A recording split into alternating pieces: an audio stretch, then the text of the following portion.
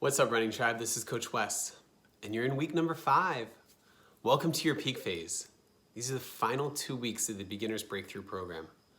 And as you move your way through these 2 weeks, you'll notice that the durations are increasing on the Wednesday and Saturday runs, as well as the distance on the Tuesday and Thursday speed and tempo sessions, respectively. You truly are starting to peak at this point.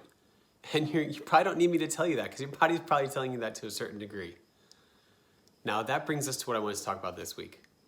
How to know how much is too much. Here's the thing about running. It's tough on the body.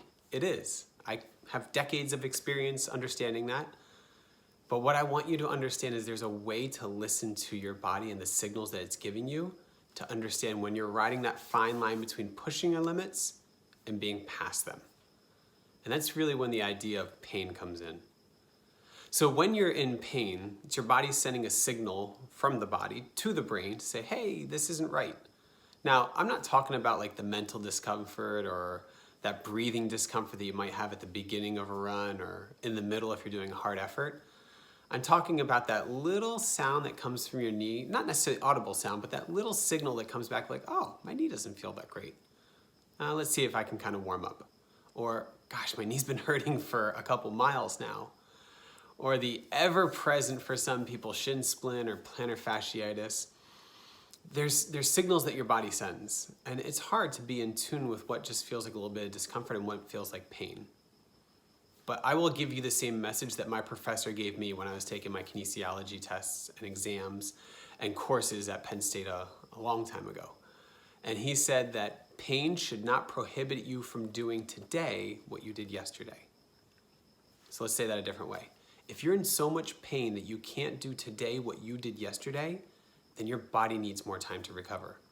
Now that could be coming off of an injury as you're going through physical therapy or rehab, or it could just be coming off of a really hard workout.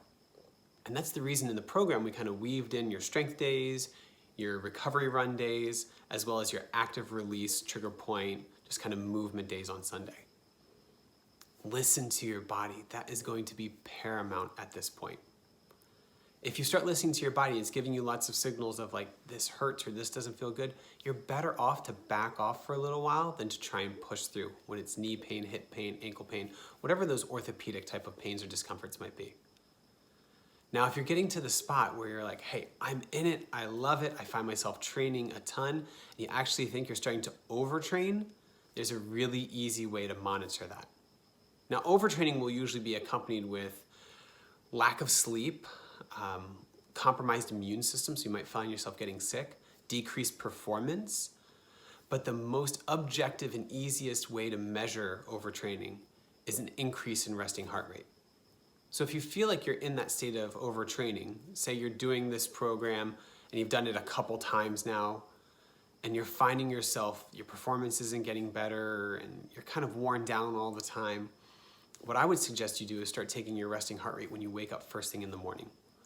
So you'd use 2 fingers, never use your thumb because it has a pretty strong radial pulse in it, but use your index and middle finger, go up at your carotid artery just underneath of your jawline, and measure it first thing in the morning when you wake up. Measure it for 30 seconds, multiply that number by 2, and that will give you your resting heart rate. And then write that down. Keep track of what that resting heart rate is for an entire week. If you're seeing that your resting heart rate is actually elevating day after day, even if it's just by 1 or 2 beats per minute, but by the end of the week it's up by maybe 8 to 10 beats per minute, that's your body saying, hey, I'm in a constant state of repair. The heart rate is elevated because your body's trying to send nutrients around to the entire system to help it recover. That's not the place that we want to be. Overtraining happens to a lot of different athletes, and if you're finding that that's the case, back off your training. So again, the take-home message here is twofold. Listen to your body, one, when it comes time for all those little orthopedic concerns. I've got a ton of shin splint rehab and prehab. I've done a lot of stuff for core strength and low back discomfort. But if you have any specific things that are aching, that feel like aches or pains for you, don't be afraid to direct message me.